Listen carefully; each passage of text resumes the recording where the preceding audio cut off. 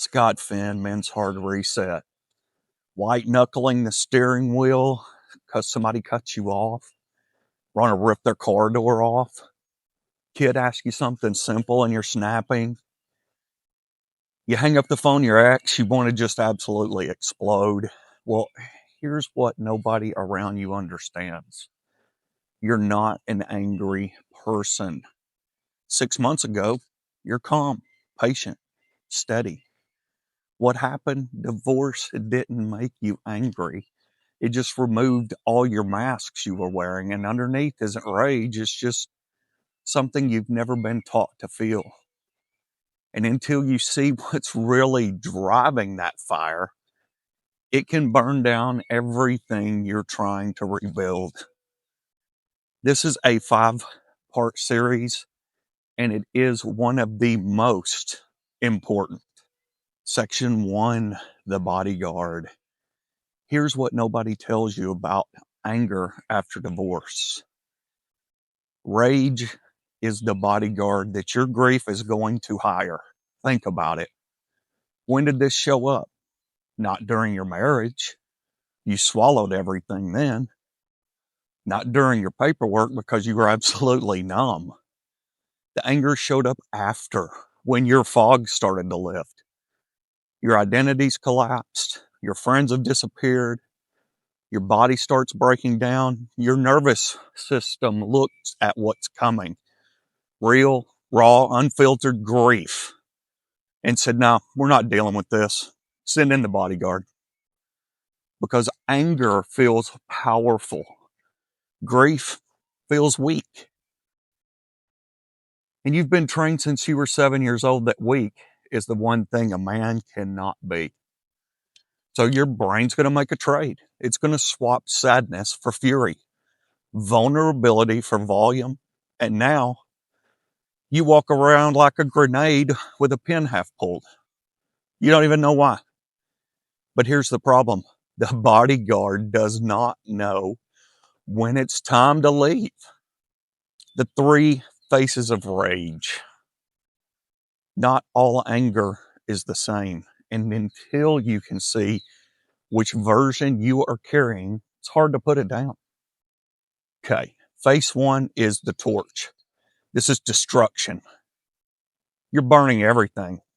Firing texts back at 1 a.m., trying to weaponize your kids without realizing it, blowing up at everybody.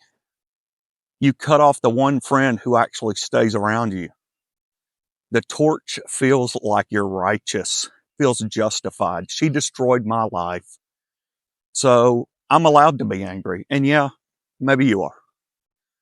But the torch doesn't just burn what it deserves. It burns you, your custody case, your reputation, your health, your kids, memories of their father during this chapter. The torch is anger pointed outward with no filter. And it always costs more than it's worth.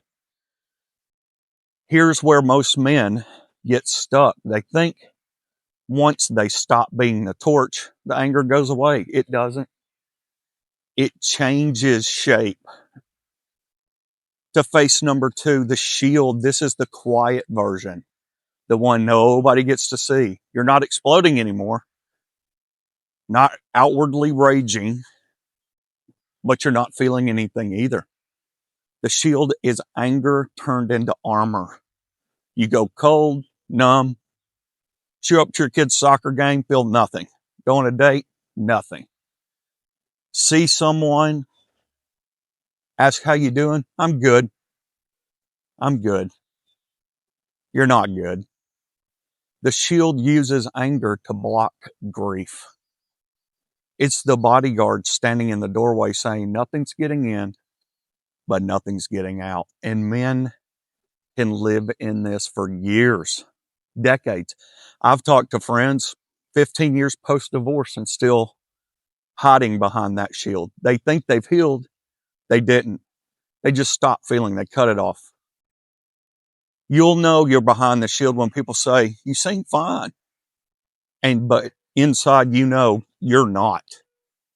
When you can talk about divorce like a news report, no emotion, just facts, it's not strength.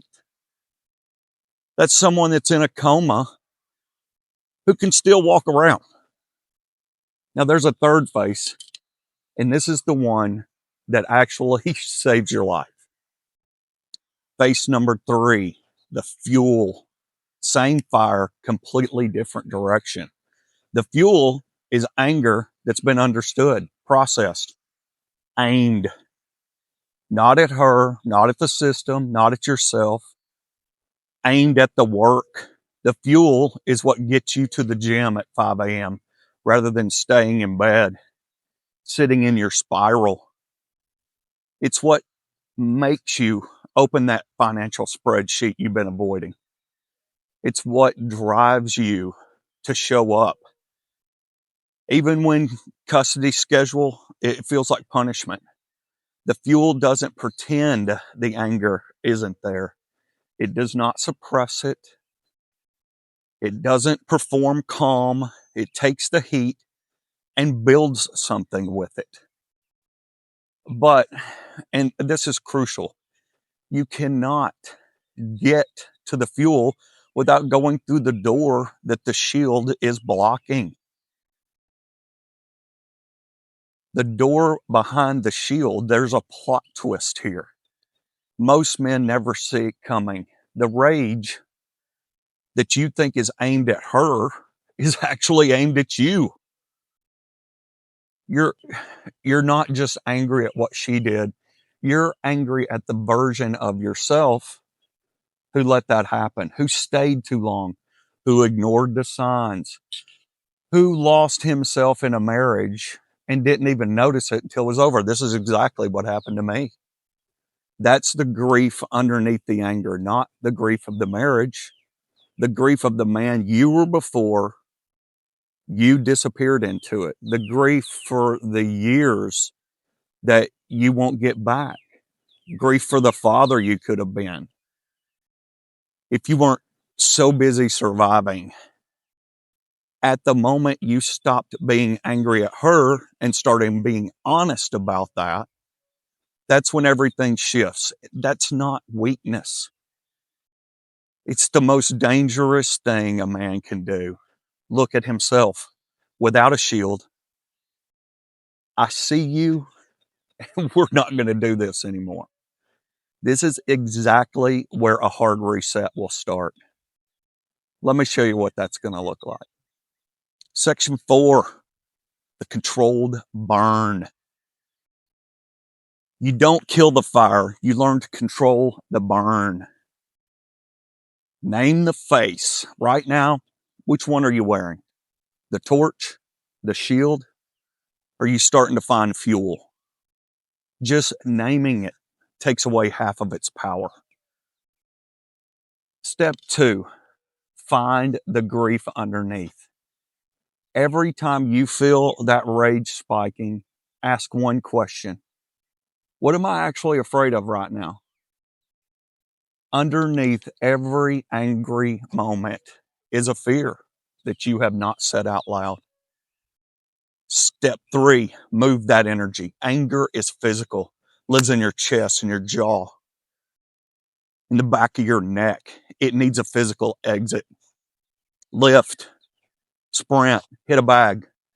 Not to blow off steam, to teach your nervous system that intensity doesn't have to mean destruction.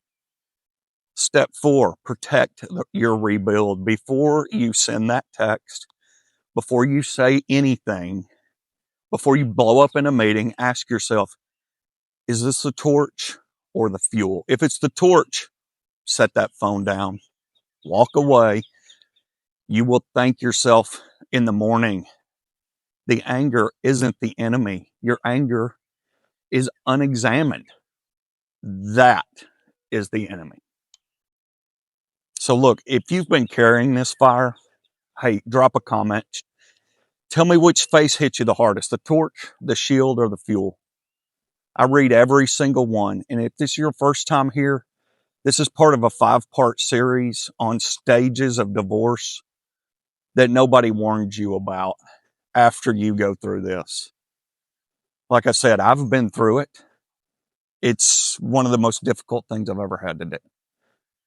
Subscribe and hit the bell so you don't miss what's coming next. And it really helps us reach more people that need it. The rebuild starts now. Look, I'm not a therapist. I'm no guru. I am just a man who walked through the fire and I came out the other side. We are building this channel so you don't have to do it alone like we did. We believe in you. We know you can do it. I'm Scott Finn, Men's Hard Reset. See you in the next one.